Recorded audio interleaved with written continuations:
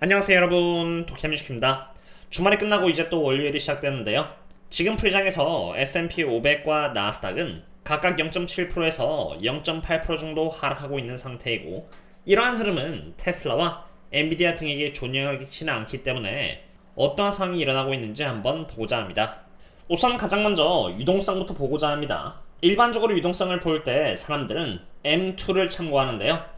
투자에 있어서 얼마나 유효성이 높은지 알아보기 위해서 머니 서플라인 M2와 S&P 500의 상관관계를 잡아보았습니다.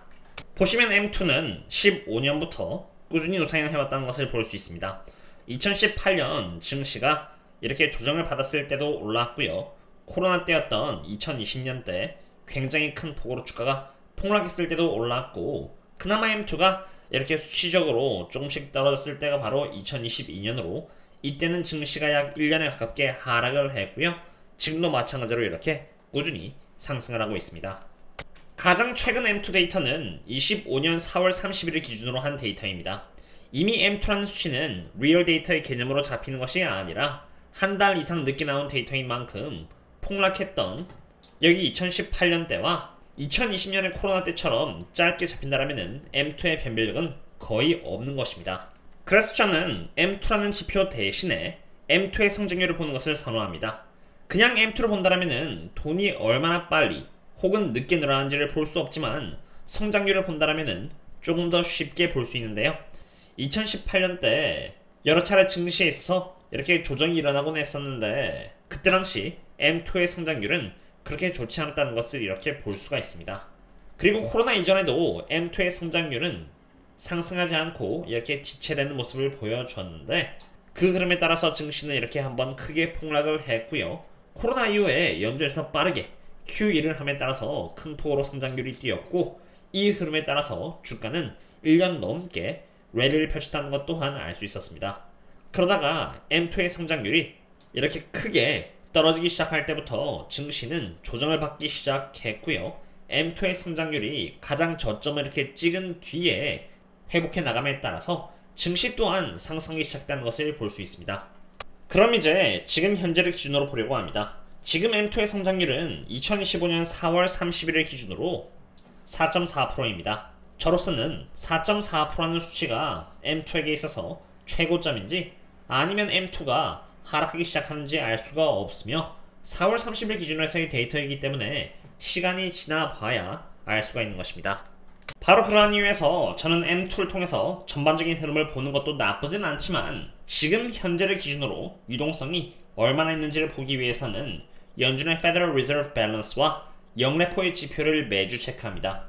해당 지표는 한 달에 한 번씩 업데이트되는 M2와는 다르게 일주일에 한 번씩 업데이트가 되며, 저희 멤버십 분들께도 종종 업데이트를 드리는 지표인데요.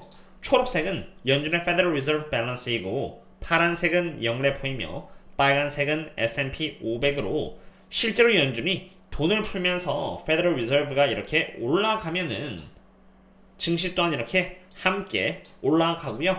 연준이 돈을 걷어들이면은 여기 초록색 바도 함께 이렇게 떨어지면서 증시 또한 하방을 받는다는 것을 이렇게 볼 수 있습니다.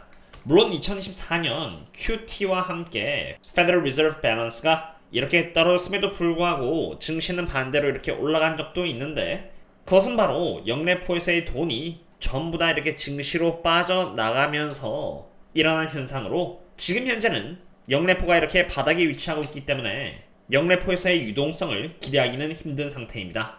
그럼 이제 중요한 것은 지금 현재는 어떤가입니다.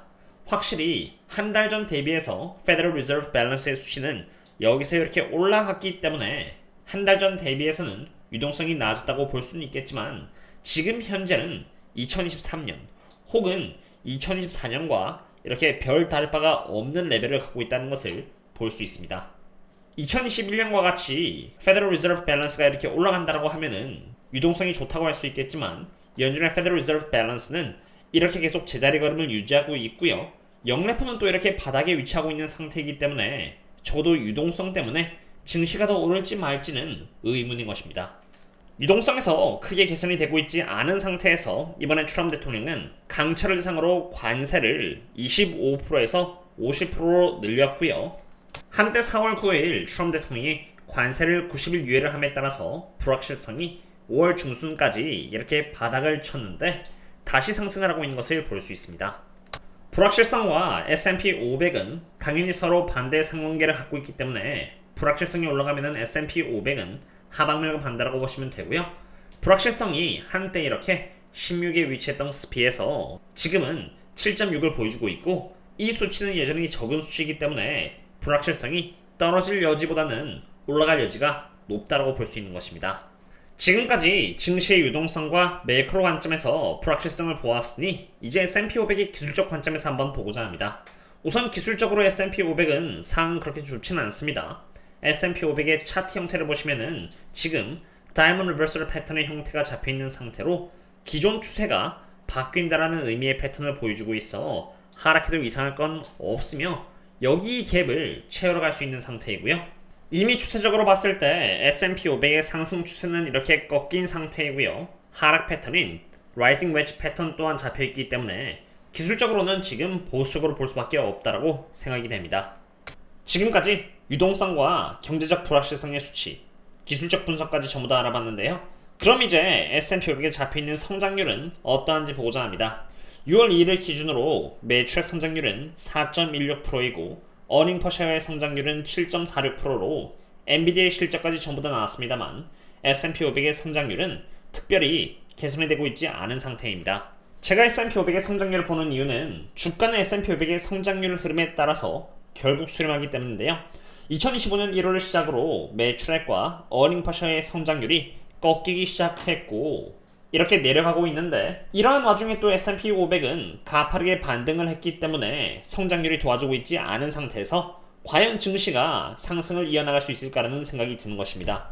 물론 트럼프 대통령이 관세를 포기함으로써 불확실성을 지워버린다면 증시는 문제없이 올라가겠지만 이미 유동성과 성장률은 특별히 개선을 보이고 있지 않은 상태에서 이번에 트럼프 대통령이 철을상으로 관세율을 25%에서 50%로 높인 것처럼 계속 불확실성을 높여나간다면 증시가 좋게는 힘들 수 있는 것입니다. 참고로 성장률이 이렇게 플래시였는데도 불구하고 주가가 상승한 이유는 아까 제가 유동성 측면에서 영래포의 수치를 보여드렸듯이 영래포가 전부 다 증시로 빠져나감에 따라서 이렇게 올라갔다라고 보시면 되는 것입니다.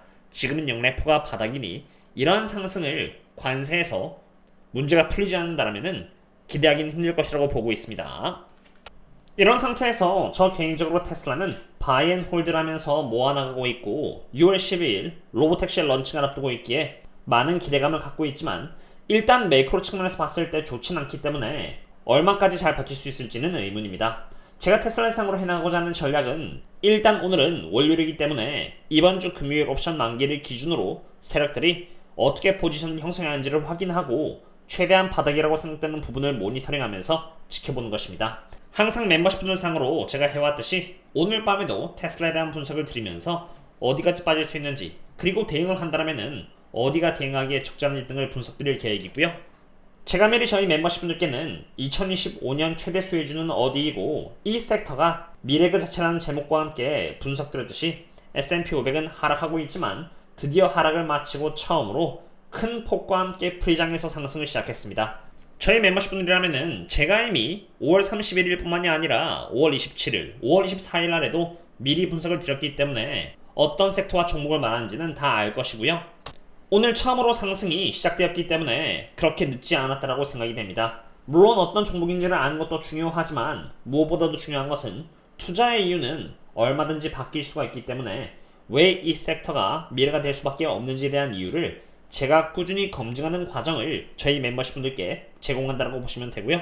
투자 근거가 유효하다면 하락은 추매의 근거가 될 수 있고요. 상승한다고 해서 얼마나 더 상승할 수 있을지 가늠할 수가 있기에 팔아야 하는 고민 또한 크게 할 필요가 없는 것입니다. 즉 투자를 한다고 해도 꾸준히 수익을 끌고 가려면 어떠한 이유에서 내가 투자를 하는지를 알아야 하고 그 근거가 꾸준히 검증을 해나가는 과정에서 필요하다고 보시면 되겠습니다. 상승을 바라보고 있는 섹터가 이제 크게 상승을 하고 있어서 기분이 좋고요. 돈이 될 수 있는 여러가지 종목들과 섹터들로 꾸준히 서포트를 하도록 하겠습니다. 해당 분석은 제가 꾸준히 네이버 프리미엄 컨텐츠와 유튜브 신사학개 및 멤버십들 상으로 업데이트를 드리고 있으니 고정 댓글을 참고하시면 좋을 것 같고요. 오늘은 이 정도로 하도록 하겠습니다. 도움이 되셨다면 구독과 좋아요 부탁드립니다. 그럼 다음에 또 만나요. See you later.